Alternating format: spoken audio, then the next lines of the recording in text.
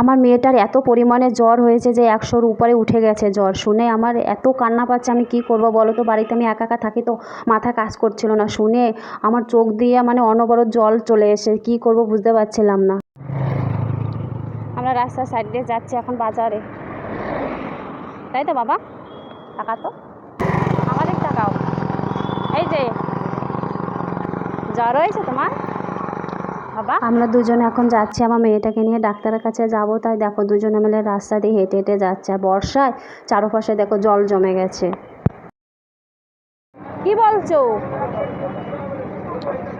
Ice cream খাবে? তোমার না জ্বর হয়েছে?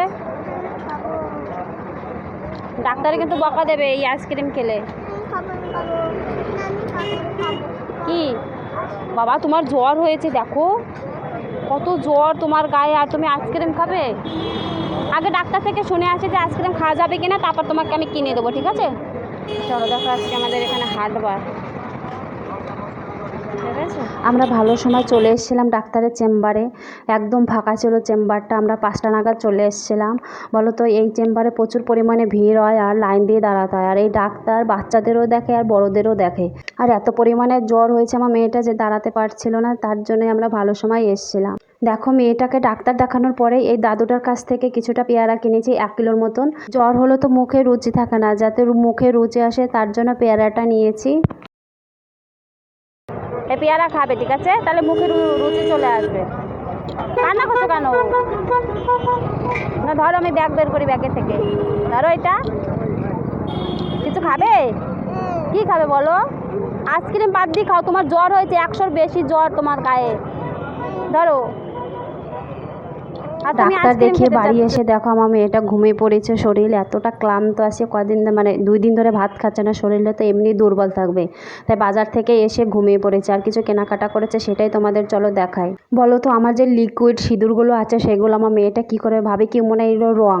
আর এই সিঁদুর দিয়ে সারা দেয়ালে, মানে আমাদের ঘরে পুরো দেয়ালে ছবি আঁকবে, মানে নষ্ট করে ফেলবে। আমি 2 দিনও ব্যবহার করতে পারি না সিঁদুরটা, লুকিয়ে রাখি তাও কাজ হয় না। তার জন্যই আজ আমি ওর জন্য সেই রং পেন্সিলগুলো কিনে এনেছি। আর আমার জন্য 3টে পেন কিনে এনেছি। বলো তো, আমাদের বাড়ির পাশে যে মুদিখানার দোকানগুলো থাকে ছোট বা বড়, এগুলো হচ্ছে একদমই পাতি দোকান, একদমই ভালো না। এরা মানে যত মালপত্র বিক্রি করে সবই ডুপ্লিকেট। এই দেখো, এই পেনটা আমি কিনেছি 1 সপ্তাহ হয়নি, মানে একদিন আমি পেনের মুখটা খুলে রেখেছি আর দাগ পড়ছে না।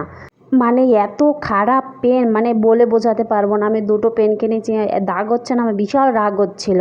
বলো তো, এই পেনগুলো ওরা 1 টাকা কিংবা 2 টাকা দাম হতে পারে, এরা এনে 5 টাকা করে বিক্রি করে। বলো কেমন লাগে? ডাক্তার যে ওষুধগুলো লিখে দিয়েছিল প্রেসক্রিপশানে, দেখো সেইগুলোই আমি কিনে এনেছি। আর এটা হচ্ছে আমার মেয়ের প্রেসক্রিপশান। আমি শনিবার দিনকে গিয়েছিলাম আমার মেয়েকে নিয়ে ডাক্তারের কাছে, কিন্তু সেদিন আমাদের কপালটা খারাপ ছিল, আমার ওই দিনকার ডাক্তার বসে না চেম্বারে। আর তখন আমি কি করব, এত পরিমাণে আমার মেয়েটার জ্বর। তারপরে এই ডাক্তারের চেম্বারের সামনে নাম্বার লেখা ছিল ওই ডাক্তারের, সেই নাম্বারে কল করেছি। তারপরে ডাক্তার এই ওষুধটা লিখে দিয়েছিল। প্রথমে প্যারাসিটামল একটা সিরাপ দিয়েছিল যে এই সিরাপটা নিয়ে খাওয়া, দেখো জ্বর কমে কিনা।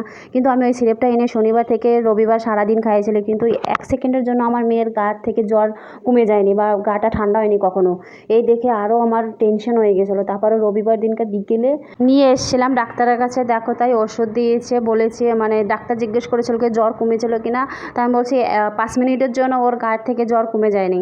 তারপরে ওকে আবার যে অ্যান্টিবায়োটিক ওষুধ দিয়েছে, মুখে রুচি নেই তার জন্য ওষুধ দিয়েছে। আবার প্যারাসিটামল, সে আগের থেকে আর একটা ভালো পাওয়ারের বেশি সেই ওষুধটা দিয়েছে। আগেরটা খাওয়াতে বারণ করেছিল, তারপরে আমি এই ওষুধটা খাওয়ানোর পরে এখন আমার মেয়েটার জ্বরটা একটু কমেছে। আর এই 10 টাকা আমি 1 কিলো পেয়ারা এনেছি। বলো তো, আমাদের কাছেও পেয়ারা আছে, এই বর্ষার সময় না আমাদের কাছে পেয়ারা প্রচুর পরিমাণে পোকা লেগে যায়। আর এই বর্ষাকালে প্রচুর পরিমাণে জঙ্গল পেয়ারা গাছের নিচে। সেদিন আমি ঢুকেছিলাম, আমার পায়ে একটা জোক লেগেছে। আর যদি দরকার নেই, আমি বাজার থেকে 10 টাকা করে 1 কিলো পেয়ারা কিনেছে, তাই ভালো। আর এনেছি 600-700 গ্রাম তোমার নাশপাতি ফল এনেছি। ছোট ছোট ফলগুলো ছিল, কিন্তু খেতে ভালোই মিষ্টি ছিল ফলগুলো। আর সাথে এনেছিলাম কিছু কয়লার মাংস, 1 কিলোর মতন হবে এখানে। আর বলো তো, জ্বর হয়েছে তো আমার মেয়েটা মাংস খেতে খুবই ভালোবাসে, ভাবছে যে 1 কিলো মাংস নিয়েছে যদি একটু খায় ভাত। আজকে 2-3 দিন ধরে কিছুই খাচ্ছে না, তাই বলছে মা আমি আজকে আর খাবো না, আমি কালকে রান্না করো, কালকেই খাবো আমি। আর ভাবলাম